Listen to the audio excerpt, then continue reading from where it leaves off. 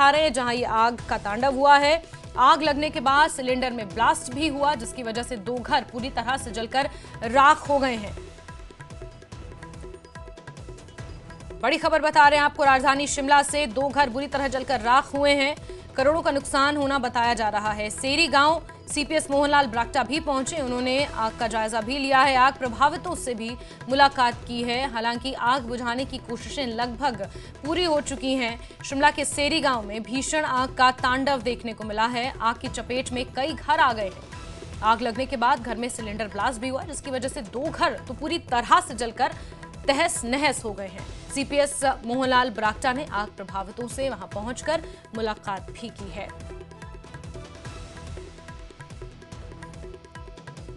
तो शिमला के सेरी गांव से आपको ये खबर बता रहे हैं, जहां कई घरों में अचानक आग लगी। अब कारण आग लगने का क्या रहा, ये अभी तक स्पष्ट नहीं हो पाया है, लेकिन राजेंद्र हमारे सहयोगी शिमला से फोनलाइन पर जुड़ चुके हैं। राजेंद्र, कारण अभी तक पता चल पाया है क्या, और आग प्रभावित जो हैं उनके बारे में कोई अपडेट?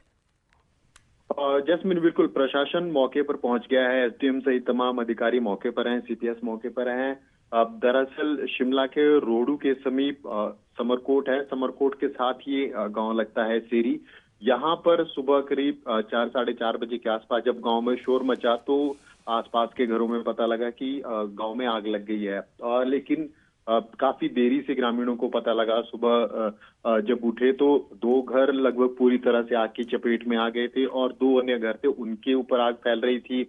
तो 4 घरों को भारी नुकसान इसमें हुआ है। 2 घरों में से कुछ भी नहीं बचा पाए हैं लोग। अपनी जान बचाने में सफल हो पाए हैं, लेकिन सामान पूरा जलकर राख हो गया, क्योंकि पुरानी शैली में ये घर बने हैं, लकड़ी के घर होते हैं और ऐसे में आग बहुत तेजी से इनमें फैलती है। अब यही कारण रहा कि जितने को लोग उठे, पानी का प्रबंध किया गया, आग बुझाने की कोशिश की गई, उतने को 2 घर पूरी तरह से जलकर राख हो गए। हालांकि कोशिशें करीब 2.5 घंटे तक, फायर ब्रिगेड भी वहां पर पहुंची और 2.5 घंटे तक स्थानीय लोगों ने, फायर ब्रिगेड ने आग पर काबू पाने की कोशिश की, लेकिन इतने में 2 घर और थे, वो भी आग की चपेट में आ गए। तो 4 मकानों को, 4 घरों को इस सेरी गांव में आग लगने से भारी नुकसान हुआ है। काफी संपत्ति का नुकसान भी हम कह सकते हैं। गाय की जलने की भी सूचना है। इसके अलावा घर में, क्योंकि घरों में सिलेंडर रखे थे, आग लगने से उनके फटने की भी सूचना है। हालांकि अभी तक प्रशासन की तरफ से सही आकलन नहीं किया जा सकता है, क्योंकि अभी तक बचाव और राहत कार्य में तमाम लोग लगे हैं, चाहे प्रशासन के लोग हैं, चाहे स्थानीय लोग हैं, चाहे स्थानीय विधायक हैं, सीपीएस हैं। तमाम लोग अभी बचाव की कोशिश कर रहे हैं कि जितना अधिक हो सके आग से बचाया जा सके। जो अन्य घर हैं उनको भी बचाया जा सके, क्योंकि ठीक है। यानी राजेंद्र, हम ये कह सकते हैं कि आग पर पूरी तरह से अभी भी काबू नहीं पाया जा सका है। सुबह 4:30 बजे की ये घटना है। जो तस्वीरें आप देख रहे हैं, राजेंद्र हमें अपडेट्स दे रहे थे। बहुत शुक्रिया राजेंद्र आपका। और ये तस्वीरें बयां कर रही हैं कि आग कितनी भयानक थी। 4 घर पूरी तरह से जलकर इसमें राख हो गए हैं। जिस घर में आग लगी उस घर की वजह से पड़ोसी घरों तक ही आग फैली, सिलेंडर ब्लास्ट हुए और 2 घर पूरी तरह से जलकर तहस नहस हो गए हैं, जिसकी तस्वीरें आप देखिए। अलसुबह की ये घटना है। साथ ही सीपीएस मोहनलाल ब्राक्टा भी मौके पर पहुंचे। उन्होंने आग प्रभावितों से भी मुलाकात की है। उन्हें हर मदद का आश्वासन दिया गया है।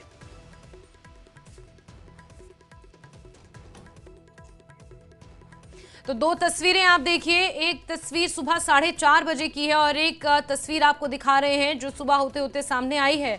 और किस कदर आग ने यहां पर तांडव मचाया, उसकी बानगी आप देख सकते हैं इन 2 तस्वीरों के जरिए। आग की चपेट में कई घर आ गए हैं। सिलेंडर ब्लास्ट की वजह से माना जा रहा है कि ये आग और ज़्यादा फैल गई, क्योंकि लकड़ी के ये मकान हैं। अगर आप पहाड़ी इलाकों, ऊपरी इलाकों की बात करेंगे तो कहीं काष्ठकुणी शैली और कहीं लकड़ी से ये घर बनाए जाते हैं। इस वजह से आग यहाँ पर तेज़ी से फैलती है। पूरी तरह ये घर जलकर राख हो गए हैं।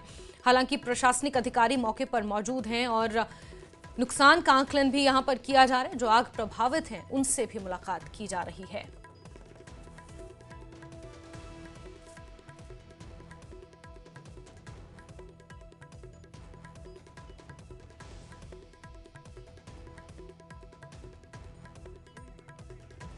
सीपीएस मोहनलाल ब्राक्टा जी इस वक्त खुद हमारे साथ फोनलाइन पर मौजूद है। मोहनलाल ब्राक्टा जी, आपने खुद जायजा लिया है, प्रभावितों से बातचीत की है, जरा बता पाएंगे किस तरह का मंजर वहां पर इस वक्त है? देखिए, जो सेरी गांव है समरकोट पंचायत में आता है, जी। वहाँ सुबह 4 बजे के लगभग आग लगी है और अभी तक आग के कारण को पता तो नहीं लग जाता कैसे किस तरह से लगी है। पर इतना जरूर है कि वहाँ 3-4 फैमिली हमारी अफेक्टेड हुई है, काफी नुकसान हुआ है। और मुझे भी सुबह जैसे मुझे भी कोई 4:45 के करीब पता लगा, मैं रोडू में ही था जी। तो रोडू से लगभग ये जो है 17-18 किलोमीटर की दूरी पर है। जी। तो मैं मौके पर गया और मैंने एडमिनिस्ट्रेशन को बिगा कर दिया था और एडमिनिस्ट्रेशन भी मौके पर पहुंच गया है। और मैंने एडमिनिस्ट्रेशन को भी भाई जो भी फैक्ट्री पार्टी है पर्सन है उनको जो फौरी राहत के आदेश दे दिए हैं और सभी पहुंच गए हैं। आग को जो है काबू में पाया गया है। वहाँ के स्थानीय लोगों, मैं तो स्थानीय लोगों का बहुत धन्यवाद करना चाहूंगा, उस गांव के भी और सराउंडिंग एरिया के भी जो गांव है, चाहे नसारी है, हमारे चाहे शर्माड़ी है, जौनवी है, बहुत सारे लोगों ने बहुत वहाँ पर आग को काबू पाया है सभी लोगों ने। और हमारी फायर ब्रिगेड भी पहुंच गई थी, सभी लोग पहुंच गए थे, आग को काबू में पाया गया है। बिल्कुल। मोहनलाल ब्राक्टा जी, एक सवाल बड़ा महत्वपूर्ण है कि जब इस तरह के पहाड़ी इलाकों में, क्योंकि ये हम सभी जानते हैं कि हिमाचल में किस तरह से लकड़ी से घर बनाए जाते हैं और वहाँ पर लकड़ियों का इस्तेमाल ज़्यादा होता है घर बनाने में, अगर अपर शिमला की बात की जाए तो ऐसे में वहां पर रास्ते भी नहीं होते हैं, फायर ब्रिगेड की गाड़ियों का पहुंचना कहीं ना कहीं एक बहुत बड़ी चुनौती होती है। ऐसे में क्या वैकल्पिक प्रावधान किए जाएं सरकार की तरफ से? क्या इस ओर भी कभी सोचा गया है सरकार की तरफ से? वही उसी जगह पर भी यही प्रॉब्लम आई, जो फायर ब्रिगेड की गाड़ी पहुंची है उसमें थोड़ी देरी हुई। देरी का कारण ये रहा कि वो पानी से भरी हुई थी और थोड़ा सा चढ़ नहीं पाई, फिर उसमें चढ़ाई में भी दिक्कत आ रही थी। उसके बाद मैंने उनको कहा कि भी आप पानी आधा करो, फिर पानी आधा करने के बाद फिर वो गाड़ी चढ़ी और उसके बाद तो हमने चढ़गांव से भी, जो हमारा चढ़गांव है जुब्बल है, वहां से भी गाड़ियां पहुंच चुकी थी। तो ऐसा नहीं है कि भाई सभी लोगों ने सब अच्छा काम किया है। ठीक बात है कि पहाड़ी इलाकों में सड़कों की भी बात है और दूसरी आपकी पहाड़ी इलाका है, सड़कें भी कई जगह ठीक नहीं है और इसके लिए ठीक बात है प्रशासन को जो है, मैं तो ये कहूंगा जैसा हमारा वो जहाँ पर आग लगी है समरकोट के एरिया है, मैं तो सरकार से इसके बारे में गौर लगाऊंगा और रिक्वेस्ट करूंगा कि भी समरकोट एरिया में एक जो है सब फायर स्टेशन खोलने की बहुत आवश्यकता है, ताकि छोटी गाड़ियां, बड़ी गाड़ियां तो हमारी हर जगह नहीं जा पाएंगी, छोटी जो गाड़ियां है उसका प्रावधान हो।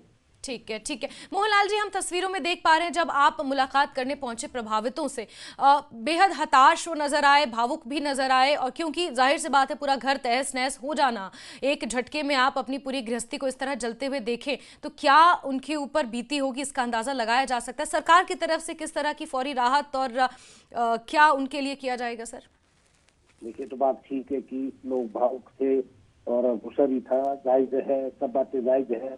थोड़ा मैं तो नहीं कहूँगा कि भी हर जगह एडमिनिस्ट्रेशन की लापरवाही होती, कई जगह चलो कुछ छोटी मोटी लापरवाही भी हो सकती है।